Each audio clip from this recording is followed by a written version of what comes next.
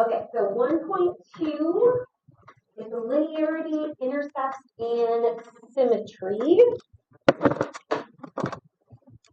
So we're going to identify linear functions and nonlinear functions. Okay, and then we're going to go through and interpret intercepts. So this should all be review for you.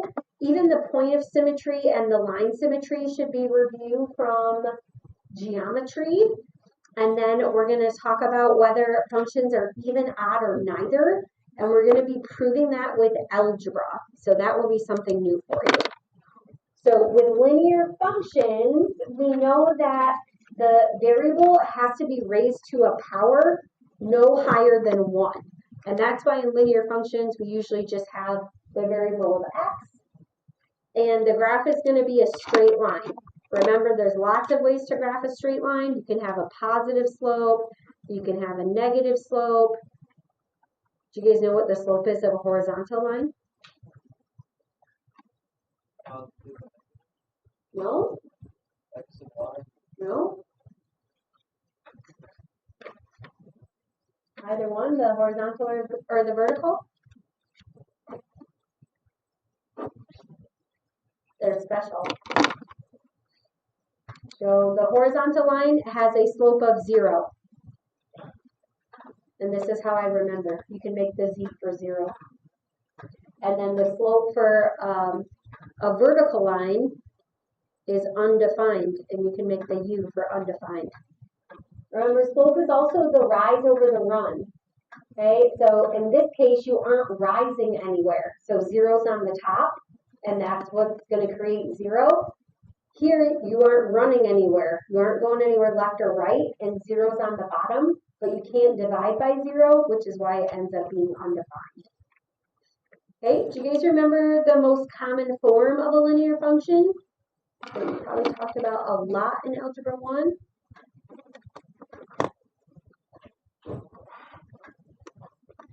Do you not know, or are you just being quiet? What form do we usually write a line in? What form? Yeah, y equals mx plus b, slope-intercept form. Okay, so what we're going to use this year is we're going to be using function notation. So instead of y, when you're doing function notation, you use f of x. Will you guys raise your hand if f of x is a familiar term to you? You've seen f of x before? Okay, because we're going to be using that a lot today. So you can just have f of x in place of y.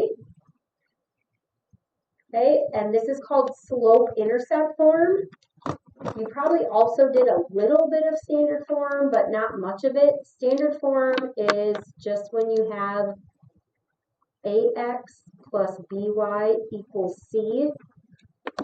We'll do more with that in a later section, but that is called standard form. And we'll be using slope-intercept form for the first part. Okay, now for nonlinear functions, we're going to have points that cannot all lie on the same line. So that means normally there's going to be some kind of curve in them, and it can't be written in the form y equals mx plus b. Okay, so if they can't all lie on the same line, they can't be written in the form y equals mx plus b. We're going to talk about some examples that you may have seen previously. Okay, what are other functions besides linear functions that you guys remember maybe graphing or some factoring? So if it's a linear, you have x. What would come after x?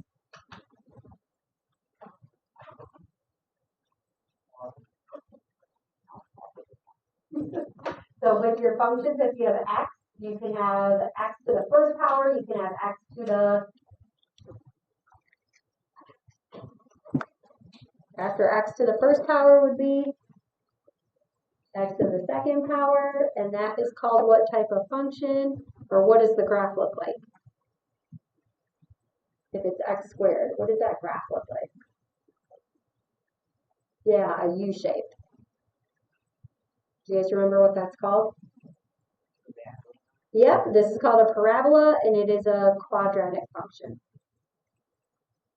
Okay, another one we talked a little bit about the other day, but that you haven't studied extensively, that we'll look at a little bit later this year, is a cubic function. So that would be x to the third.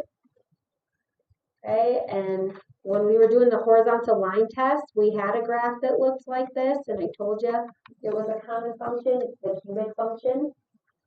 Okay, it kind of looks like a squiggle if it's just on its own. All right, so for the first example, you are just going to identify whether the function is linear, and then it says that you have to justify your answer. So when something says justify your answer, that means you're going to give a reason. So you're going to determine if it's linear and then justify your answer. I want you to justify with something that we talked about in these tables above. And there are multiple different ways that you can justify, but we'll do some of them together. So if it's a linear, we know that the power is not raised to something other than 1. So we have y equals, bless you, we have y equals 1/2 x. So yes, this is going to be linear. And then we're going to have a justification for it. You can use like a semicolon, bless you. And you can just say like it's in the form y equals mx plus b. Yes, these pens are dying. Oh. Bless you, are you all right? Okay. And then for number 2, if you look here, you have x to the second power. So that's going to be a no. Again, we need to justify that. So you can say no, the exponent.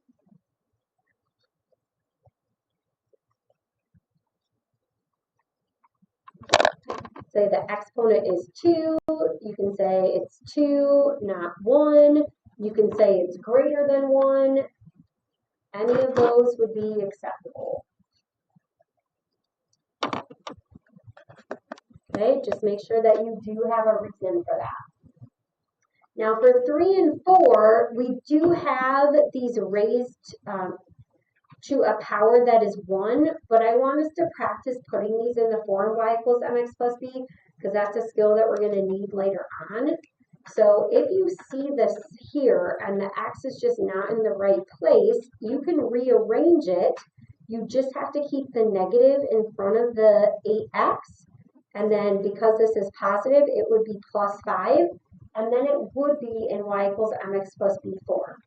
So you can say yes, and then you can say it can be written in the form.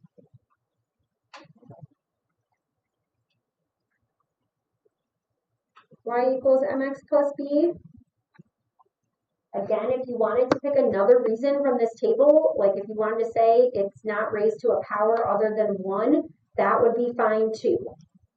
Okay, we're just giving one reason here, but you can choose your own when you're doing this with your homework. Okay, and then again, I want us to practice putting this in the form y equals mx plus b. So if you put it in the form y equals mx plus b, you're going to want to keep y on this side and then move this over. So we're going to subtract 3x from both sides to get the y alone, but that negative has to drop down in front. So I don't want you to forget about that. And then it has to be a positive y. Do you guys know how to move the negative over? What would you do to move over the negative? There's a few different answers. How do you move over a negative that's in front?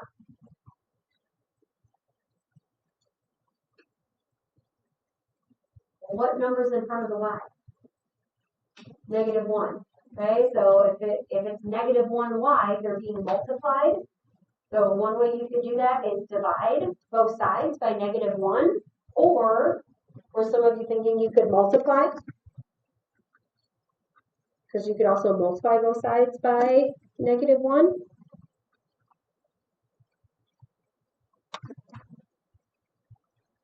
Okay, so either of those would work.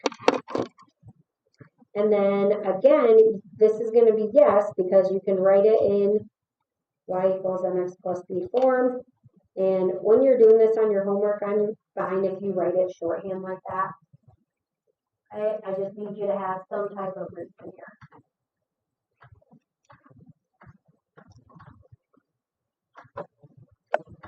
All right, now the second example, you just have to say whether it represents linear or nonlinear. And based on the definitions above, we know that if it's a linear, it's going to be a straight line. If it's nonlinear, you're going to have a curve, or there could also be a break in the graph. So there aren't any of the breaks in the graph here, but we're just going to make a little note so you know, in case you see one on your homework. So a curve or there's a break. Okay, and I want you to take a few moments now and just label each one as linear or nonlinear. So that's definitely something you can do on your own. Some of you have already done that, that's great.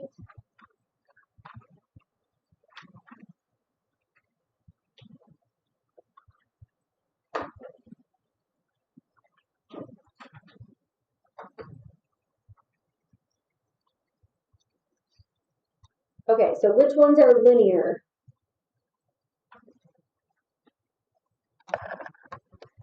Ding dong, anybody home, please come answer the door. Thank you. Yes, great. Okay, so linear here, okay, and then your nonlinear are going to be the ones with your curves. So nonlinear here and then nonlinear here. All right, so now we're going to talk about intercepts. Again, a lot of this is going to be reviewed for you, and then we're going to extend it a bit. So in the past, you've identified x and y intercepts. We're going to be doing a little more in-depth explanation, so writing out what they represent. So the intercepts of graphs, we know that an intercept is going to intersect an axis. Okay, so the x-intercept intersects the x-axis, and then what I want you to remember is for every x-intercept, what is the value of y?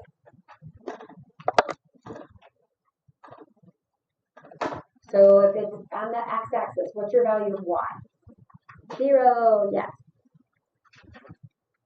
Okay, which means the form for every single x-intercept here is going to be x comma 0. So wherever it crosses the x, and then your 0 is going to be y. And then for the y-axis, if it crosses that, it's the x value that's 0, which means you're going to have 0, and then your value for y.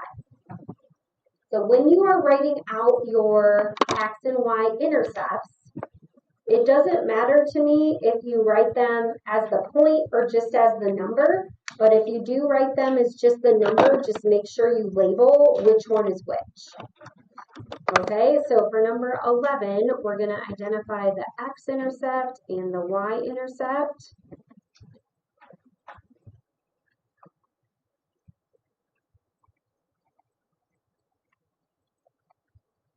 Okay, and so you can go ahead and look at your graph, write that down, what you think.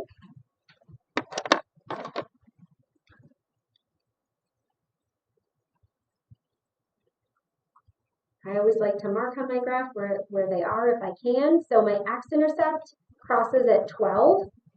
My y-intercept crosses at negative 12. So you can either label it like that, or you can write it as a point. So it would be 12, 0, and 0, negative 12. Okay, you don't have to do both. You can pick one of those. Either one is fine. Now, number 11 had a scale, but number 12 does not. If it does not have a scale labeled on the axes, then you are going to just use 1 unit for each box, for each tick mark there. Okay, now these were very nice and cross exactly at the 12 and negative 12. If I'm looking at this though, it is not crossing exactly at the negative 1. It's a little bit in front of it, but it doesn't look exactly halfway. So this is going to be an approximation. I would say if this is the halfway mark, that's about halfway in between that. So I'm going to estimate my x-intercept at negative 0.75, or you could write it as a fraction, negative 3/4. Now, because this is an approximation, as long as you're in the ballpark, that's fine. If you put negative 0.8 or negative 0.7 on your homework, that's okay. Okay, these are going to be estimates. Now, again, this one here is definitely past the -1, but it's not to the -2. So a good way to estimate would be -1.5. And then again, you could write them as points if you wanted. You can also just label them. Either one is fine.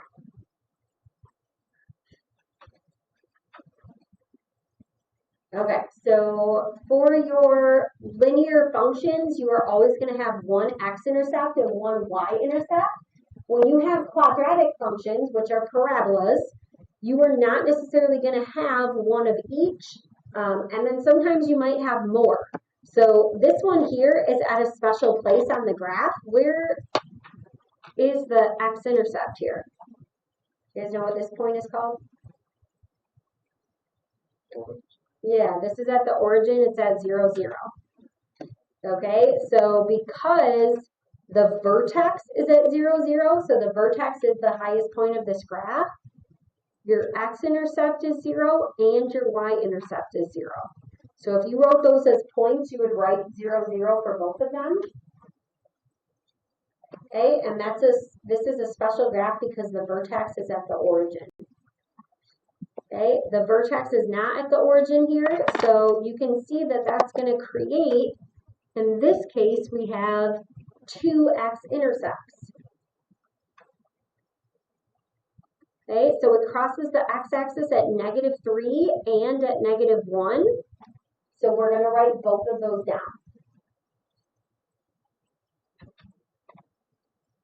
Okay, and then my y-intercept, it looks like it crosses here at 3, and there's just one of those. Okay, but there can definitely be multiple x-intercepts if you have a quadratic. All right, so all of that's review. Now we're going to start to make some connections between intercepts and tables. So we have a situation where Juan was given a gift card for his birthday, and this is going to pay for his weekly online video game subscription. And the funds remaining on his card each week are shown in this table. Now, if you read through here, they're going to tell you what the variables represent. So it's where X is the number of weeks and where Y is the amount of funds available. So this question has two parts to it. Part A is asking you to identify what the X and the Y-intercepts are. But for part B, we're going to have to be explaining what they represent, which is why I like to highlight what they mean, because you're going to have to incorporate certain terms into your explanation. Okay, so this is going to be like a higher order thinking skill. This is part of the honors, is not only can we tell what they are, but we can explain what they mean in context. And whenever we do an explanation, we want to make sure we include units. So I'm just going to write a little reminder right here that when I'm doing the explanation, I'm going to have to be specific about those units. All right, so in our table, we have the number of weeks, which is defined by X, and then Y is the amount of funds available, which we can see is in dollars. So we're going to find the X and the Y-intercept from the table. When you look at the table, if you're not sure how to pick that out right away, let's just remind ourselves what we've already talked about. If it's an x-intercept, what's the y value going to be? 0. So is there a place in our table where the y value is 0? Is there a place in the table? Yes. Let's highlight it. Are you guys tired today or what's up?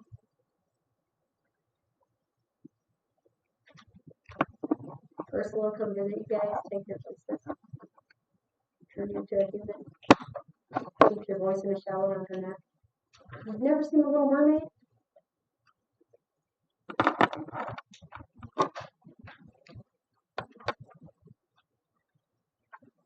All right, and then when you're looking for the y-intercept, you're looking for where the x is 0.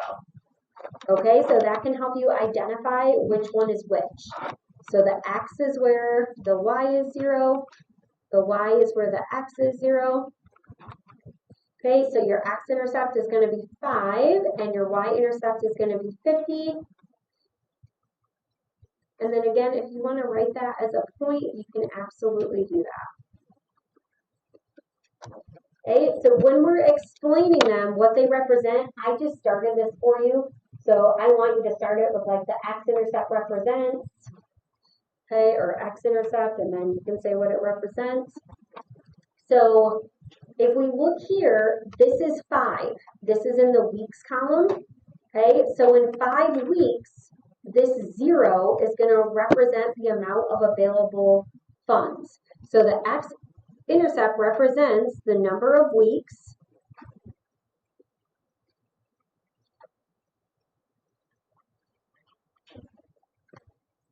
it takes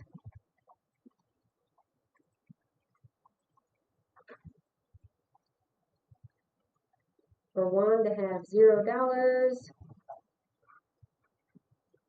on his gift card. You can also say it's the number of weeks you can say it's the number of weeks it takes for Juan's available funds to be $0. That would be fine. Okay, but something that ties in the number of weeks to the money. Okay, those two should be related. Okay, and then for your y-intercept, this is at 0 weeks. There's $50 in the available funds.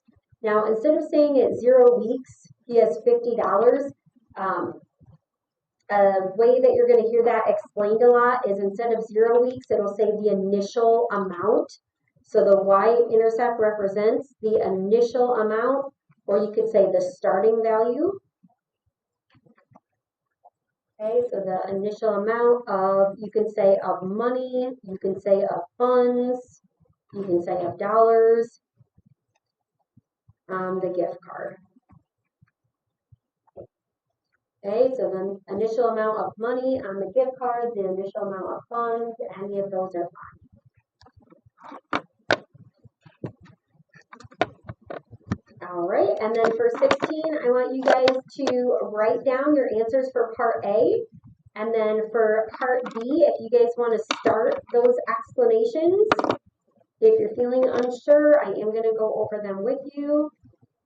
But I want you to start thinking about how you would put those into words. Okay, and I'll give you a few moments to try that.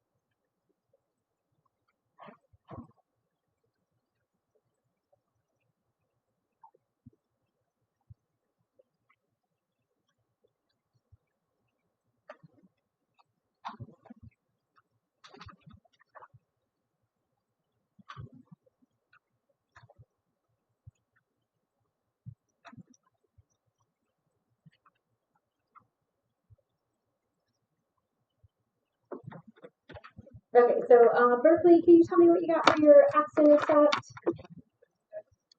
Awesome. And then Toby, what'd you get for your y-intercept? Great. All right, so you have your x-intercept is 6, you have your y-intercept is 24, and then we're going to say what these represent. Okay, so I want you to start by saying it represents, okay? So the x-intercept represents, so if we look here, we have the time in seconds. Okay, so you can say it represents the time in seconds. You can say it represents the number of seconds. This is the symbol for number, the hashtag to use, the pound sign can be. Okay, so you can write out number represents the number of seconds it takes for what to happen. This is about a rocket, right? So it's the number of seconds it takes the rocket to do what? Yep, to land, to reach the ground, that's great. You can also say, if you wanted to say to reach 0 feet, I'd be fine with that. Okay, now do you notice that the starting height is 24? So the x-intercept, this is, I'm going to just show you a model of what's happening. Normally it's going to look something like this. So this is going to be your x-intercept. This is the actual rocket. That's where it lands. This is where it starts. Okay? So your y-intercept is representing the, and remember we're going to say the initial. So in this case, it's the initial what? The initial, what's your y going to be? Yep, the initial height of the rocket in feet. And make sure that you do put in feet somewhere. So if you said it represents the initial height in feet of the rocket, that's fine. Just make sure that you have those units. Okay, so it's like we have the time, we have the seconds, we have the height, we have the feet. Okay, so really work on those explanations. Okay, and then the last things we're going to talk about today are line symmetry and even and odd functions, and these are related to each other. So when you are trying to decide what type of symmetry something has, we are going to determine if it has line symmetry or if it has point symmetry. Okay, so you may remember symmetry or being symmetric from geometry, and that's when, if you have line symmetry, that's normally what people think of, and that's when you have something that is reflected. A lot of times it's the y-axis. So it can be reflected over a vertical line so that each half of the graph maps exactly to the other half. Okay, so one half matches the other if you were to cut it in half. Okay, and then those matching, the line that cuts it in half to make it matching is called the line of symmetry.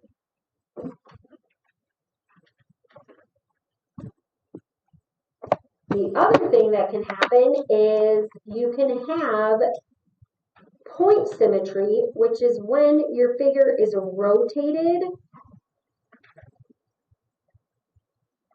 180 degrees about a point. In many cases, it is the origin. And it maps onto itself. And that point where it's rotated is called the point of symmetry. So when you're trying to determine if there's line symmetry or point symmetry, you're really just going to see if there's a line of reflection or if there is a rotation.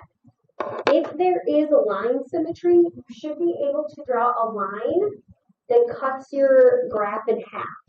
For example, if we look at number 17, if you draw a line through the vertex, each one of these halves is going to match each other.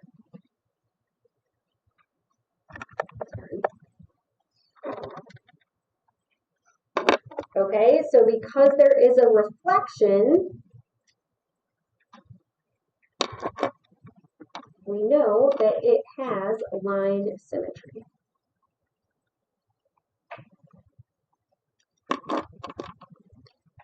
Okay, and all it's asking you for is the type of symmetry, so all we're going to have to say is if it's the line symmetry or the point symmetry. Okay, if you were to cut this line in half, if you were to cut this in half, there should be a matching half here if you were to draw it straight down the middle, and there's not, so there's no reflection. Anytime you have a parabola, it is going to be a reflection, and you should have line symmetry.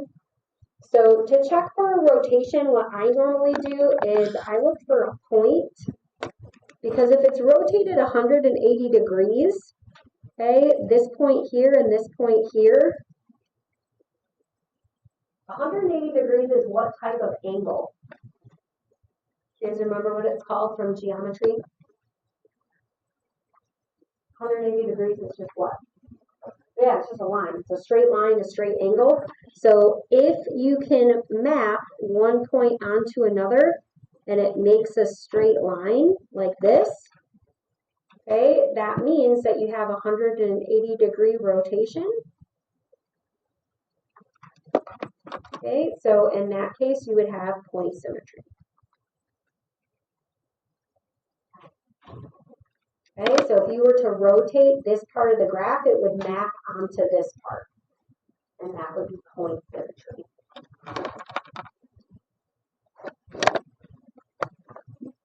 All right, you guys are doing a nice job hanging in there. We're just going to talk about one more thing, and this is probably the most complicated thing that we're doing today, so bear with me. Okay, so we're going to talk about even and odd functions. When you are identifying even and odd functions, there's little tricks you can use to figure out if it's even or odd. But when we do this, in example 8, we're going to take a quick peek down there. You can see that it says you're determining whether each function is even, odd, or neither. So determine whether it's even, odd, or neither. And then it says you have to confirm algebraically. Confirm algebraically. So that is going to be like a mini proof. So we're going to put a happy cloud around that. Okay, because that is going to be the most important part. This is going to be what is worth the most amount of points when you do this on your quiz. So if you're just writing even or odd and not confirming algebraically, that would not be full credit. So make sure that you're paying attention to that, okay? And then if it is odd or even, we're also going to describe the symmetry. And that's going to be given right in these definitions here. Okay, so an even function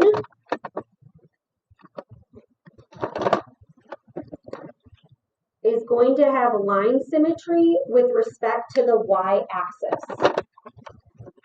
So line symmetry with respect to the y-axis. Okay, so if you did a really nice job on number 7 and you can identify line symmetry right away, okay, then you will have a good idea of whether or not something is odd or even. Okay, the algebraic test is going to be the more in-depth part. And that's where we have to show that this is true. We have to show that for every x in the domain of f of negative x is equal to f of x. So we're going to write that down because, like I said, this is the most important part. If it is even, you are going to need to prove that f of negative x is equal to f of x.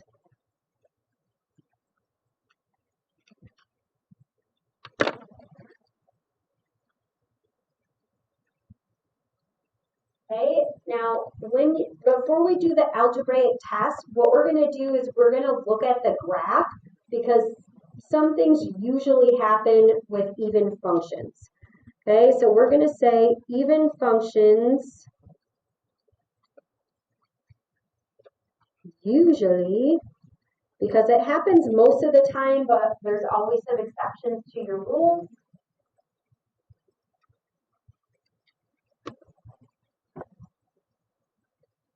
Okay, so they usually have ends. that go in the same direction.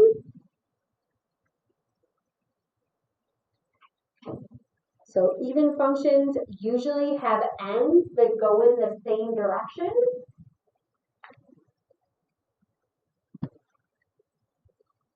And the highest exponent is even.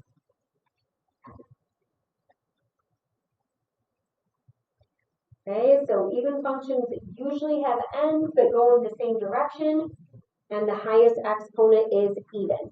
So that's going to help you determine whether you want to test if it's even or odd, so that you don't have to do both tests every single time. Okay, and then like I said, the most important thing we're going to do is prove with algebra. So we're going to write down those steps, write them down with me.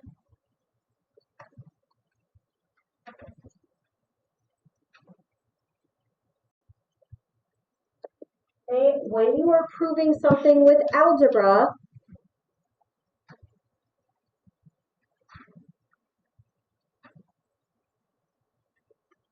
you are going to do several steps in order to show that f of negative x is equal to f of x. Okay, so we're going to do a little sidebar for a minute because I want to see what you remember about some of this function notation. So let's say, and you don't have to write this part down, just pay attention. So if I said f of x was equal to 2x plus 3, and I told you to find f of 1, do you know how to find f of 1, what you would do? Yeah, you just plug the 1 into the x. So instead of 2x plus 3, you have 2 times 1 plus 3. And what's that going to be? 5.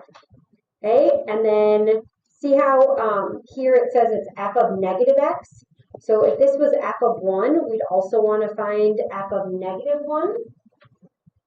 Okay, and then we would do 2 times negative 1 plus 3, which would be negative 2 plus 3, and that would give you 1. So would this be an even function? Or are these two things equal? 5 and 1, are they equal? No, so this would not be an even function. Do you guys know how I could change this to make it even? So if you put an exponent on this, remember I said the highest exponent is even. So let's try it. Let's see if that works. You have to follow your order of operations. So 1 to the second is 1, 1 times 2 is 2, 2 plus 3 is 5. Negative 1 squared is what? 1. 1 times 2 is 2, 2 plus 3 is 5. So now they are equal, and this would be even. Okay? We're not going to do this with specific numbers. We are just going to do this with x and negative x. So you have to be able to use your order of operations and then your rules of exponents in order to do these evaluations. So the first step is to evaluate f of negative x. You're always going to do that first. Okay, and when I say evaluate, all that means is you are going to plug in negative x, and then you're going to simplify. You're going to plug in negative x, and then you're going to simplify.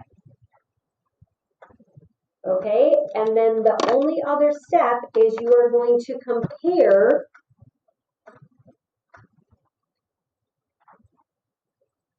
f of negative x and f of x.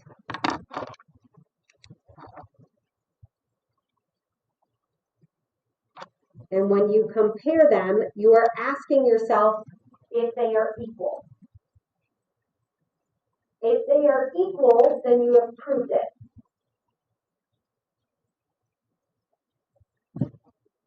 Okay, if they are not equal, then we're going to have to either test, we're going to have to test for an odd one. Okay, if they are equal, then it means that they are even. Yay! That's what we want to happen in that case. Okay? If you have an odd function, that is going to have point symmetry with respect to the origin. And we have something a little bit different that we're going to have to prove. So for every domain, for every x in the domain of the function, it has to be true that f of negative x is equal to negative f of x. So if it's odd, you are going to prove f of negative x is equal to the opposite of f of x. So in order to prove that it's odd, you actually have to do one more step.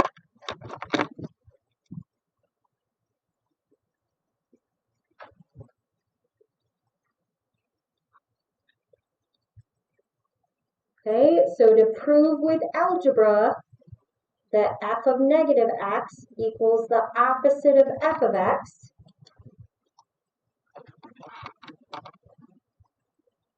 your first step is going to be the exact same. You're just going to evaluate f of negative x.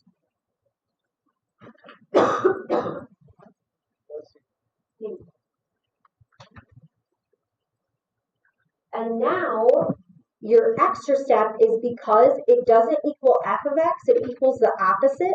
So you're going to have to evaluate negative f of x.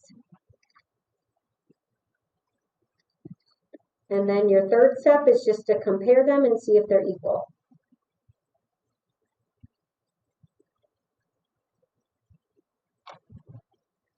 Okay, if they are equal, then yes, it's going to be odd.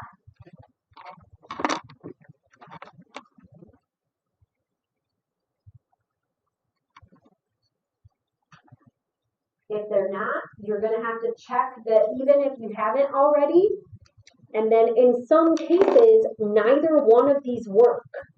And if that happens, okay, we're going to write a little note here. So if f of negative x does not equal f of x, and it does not equal negative f of x,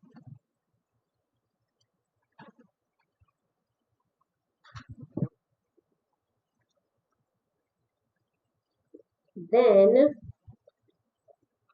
it's neither. Okay, it's not even, it's not odd, you would put neither.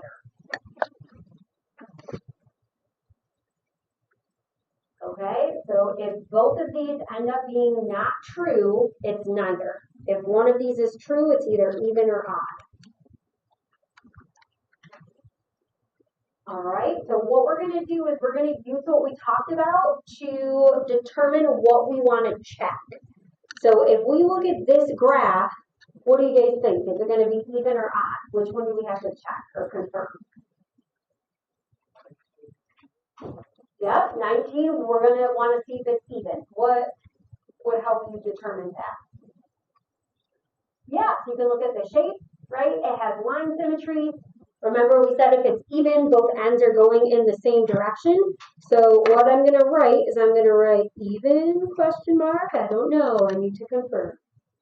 Okay, but I think it's even based on the direction. The shape is similar to my example here.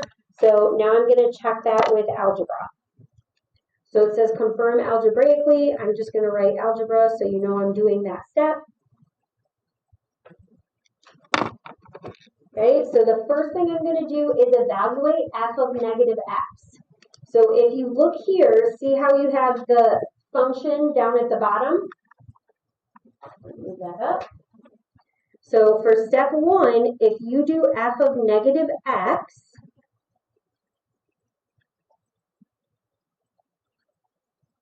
we're going to do this very similar to how we did with the 1, except we're not going to plug in 1, we're going to plug in the opposite of x. Whenever I plug something in, I'm going to write the function, but instead of x, I write parentheses. So this is 3x squared plus 5. And then in the parentheses, I'm going to plug in this case, my negative x.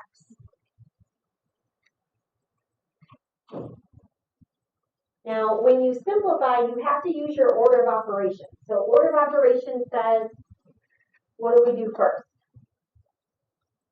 Please excuse my dearest Sally. You guys know what that means, right? Okay, so parentheses, exponents, then you multiply and divide. So before I can multiply, I have to do my exponent. What's negative x squared? Remember, negative x squared is negative x times negative x. What's that going to be? X squared. Yep, so it's 3x to the second power, and then I have the plus 5. Nothing else I can simplify there. So for f of negative x, this is my function. Okay, for step 2, I just have to compare this to f of x. So I just have to ask myself, are they equal? Does f of x equal f of negative x? When you're doing your homework, you don't have to write out these questions. This is just to help you with your thought process. So if you're at home and you're like, what happened? You can say, oh, this is what I asked myself. Does f of x equal f of negative x? So are these two the same? Are they equal? Yes. So if they are the same, okay, that means it is even. And then it says, if it's odd or even, I have to describe the symmetry. And that's just in your table above. Okay, so if it's even, it's line symmetry with respect to the y-axis. So anytime it's even, you're just going to say it's line symmetry. If you want to abbreviate symmetry, that's fine.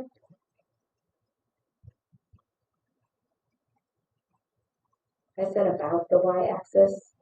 You can say with respect to, either one is fine. Okay, but again, I just want to stress, on your quiz, you're going to have to know how to show that. Okay? So make sure whenever you're doing the algebra that you are showing each step, because that can be kind of hard for us at the upper level because your brain works really fast and this makes you have to slow down. Okay, so I know that can be a little frustrating and that might take a little bit of work, but you can do it. Okay, and then for number 20, what do you guys think? Should we check if it's even or odd first? Yeah, we're going to check if it's odd because, again, we said that if it is, oh, we didn't write it down. We didn't write it down for the odd. I was wondering why I had more room. So you know how we said even functions usually have ends that go in the same direction? If it's odd, they usually go in what directions? What can you see here? Where are the ends going? This is the same direction. This is, yeah, different directions, opposite directions.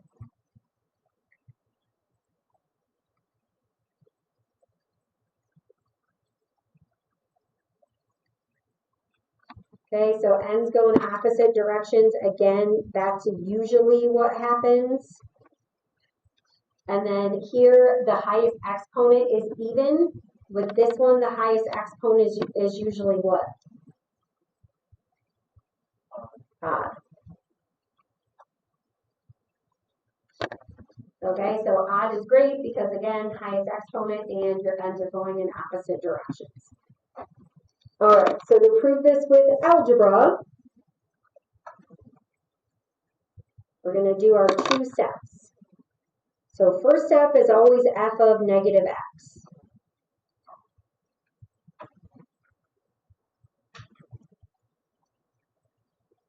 Okay, so then this is your function, negative x cubed minus 5x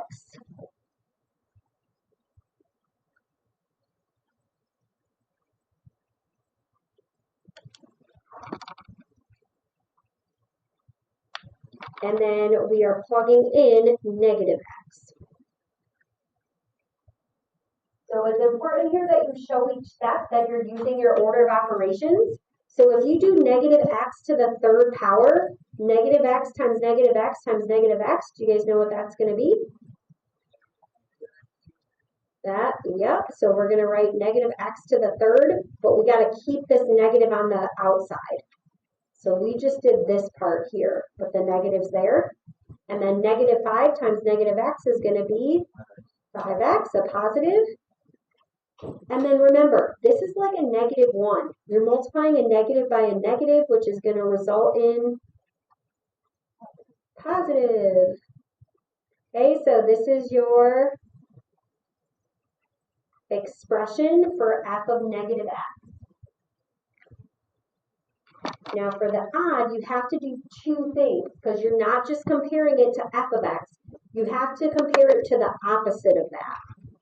Now when you do negative f of x, what you have to do is you have to make sure that the negative stays on the outside, and you're going to substitute that whole function inside the parentheses. Okay, we always use parentheses for substitution, and that's a great way to make sure that you distribute that negative to both of these. That's normally the mistake that people make is they don't distribute it. They just apply it to the front. Okay, so a negative times a negative is a positive. A negative times a negative is a positive.